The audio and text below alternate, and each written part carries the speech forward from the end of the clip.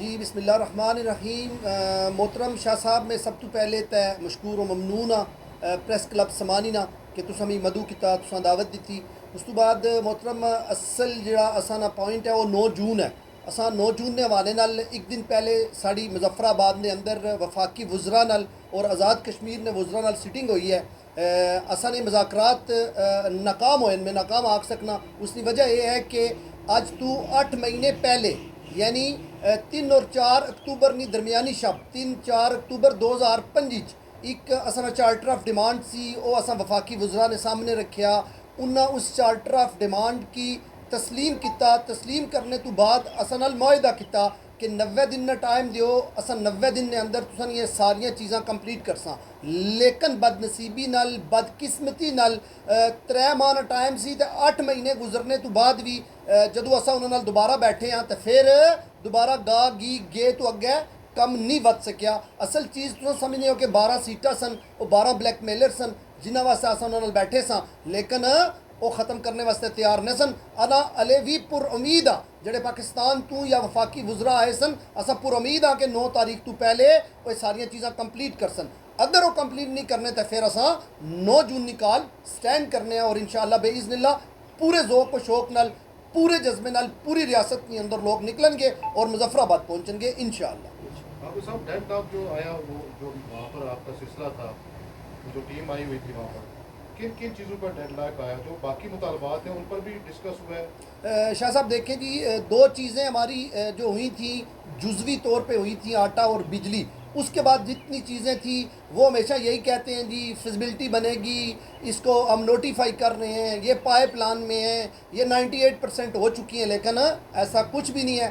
جب تک وہ چیزیں ساری گراؤنڈ پہ نہیں آتی، لوگ اس سے مستفید نہیں ہوتے، ہم نہیں مانتے ان چیزوں کو۔ کچھ تجاویز آپ کی طرف سے بھی وہاں پر سنا ہے کہ دی گئی ہیں، کچھ انہوں نے بھی تجاویز دی ہیں، تو کون سی تجاویز دی آپ؟ شاہ صاحب وہ تو مکمل تفصیل جو ہوتی ہے ہماری جو قانونی ٹیم ہے وہی یہ چیزیں شیئر کرتے ہیں، لیکن ہم نے جو ہم سے ہو سکتا تھا ہم نے وہاں بیٹھ کے اپنی تجاویز رکھی ہیں، اور دیکھیں انشاءاللہ چند دنوں کے اندر وہ ساری چیزیں سامنے آئیں گی انشاءاللہ۔ آپ کیونکہ وہاں پر شریک تھے ان مذاکرات میں، تو کیا امید رکھتے ہیں کہ کچھ مثبت ہے آپ کے جو مطالبات ہیں ان پر؟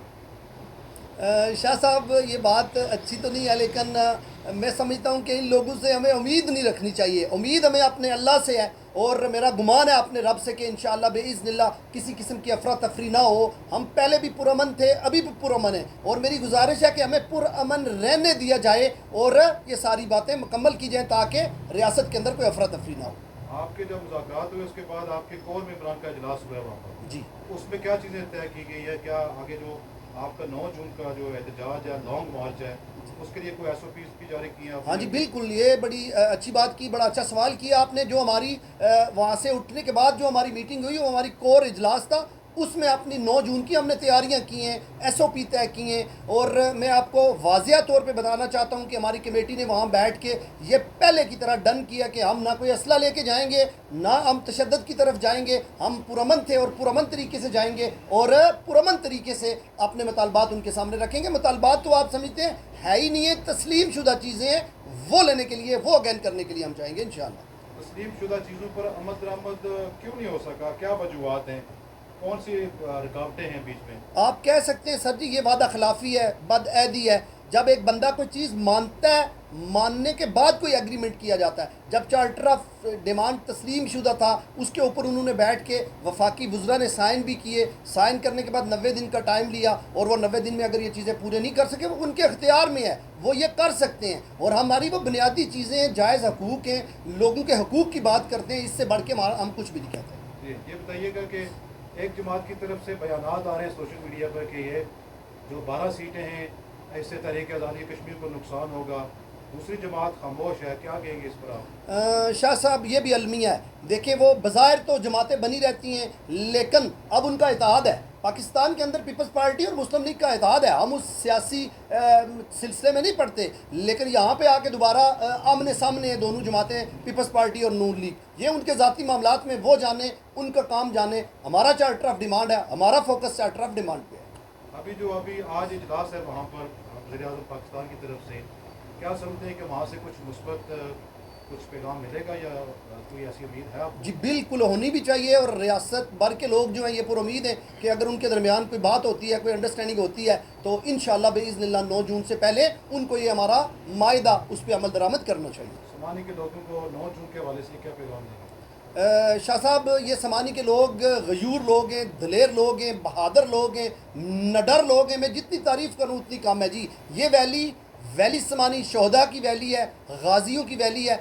पहले भी यहाँ से लोग निकलते रहे अपने हकूक़ के लिए, और मेरा ईमान है कि इस बार इंशाल्लाह हम पूरे वज़न से निकलेंगे, पूरे ज़ोर व शोर से निकलेंगे। और मैं इंतज़ामिया को ये पैगाम दे देना चाहता हूँ कि पहले की तरह हमारे रास्ते में रुकावट न खड़ी कीजिएगा। आप हमारे लिए काबिल एहतराम है, लेकिन अगर किसी जगह पर आपने रुकावट खड़ी की तो हमारे नौजवान वो फिर रुकावटें अबूर करने के लिए बिल्कुल रेडी हैं। डू और डाई भी हो सकता है, वतन कफन भी हो सकता है, लेकिन पुरतशद्दद नहीं। हम पुरअमन रहेंगे। उनकी तरफ से अगर कोई तशद्दुद होता है तो फिर वो खुद ज़िम्मेदार। तारकीन वतन की तरफ से भरपूर फिज़ाएँ मिल रही है आपको। कल भी बरतानिया में एक भरपूर इजलास किया गया, क्या मैसेज देंगे उनके हवाले से? शाह साहब, ओवरसीज़ के हवाले से तो मेरी ये मतलब हमेशा जो है ना ये राय रहती है कि कमाल है, सलाम है ओवरसीज़ भाइयों को, बहनों को, या जितने भी हमारे ओवरसीज़ लोग हैं दुनिया की किसी कंट्री में बसते हैं। वो बसते तो दूसरी कंट्री के अंदर हैं, लेकिन वल्ला उनके दिल हमारे साथ धड़कते हैं। जब 29 सितंबर को लॉकडाउन हुआ, सर्विस बंद हुई, जबरानन किस्म के काम हुए, उस वक़्त ओवरसीज़ भाइयों ने साबित किया कि हम अपनी कश्मीरी कौम के लिए लड़ना जानते हैं और दियार गैर के अंदर बैठ के लड़ेंगे। मैं एक बार फिर अपनी माँओं बहनों बेटियों और अपने दोस्त जो ओवरसीज़ हैं उनका मशकूर और ममनून हूँ, और गुजारिश भी करता हूँ कि आपने 9 जून को दोबारा पहले की तरह इस पूरी कौम को सपोर्ट करना इंशाअल्लाह। अल्लाह आपकी पूरी टीम को जज़ाए खैर अता फरमाए।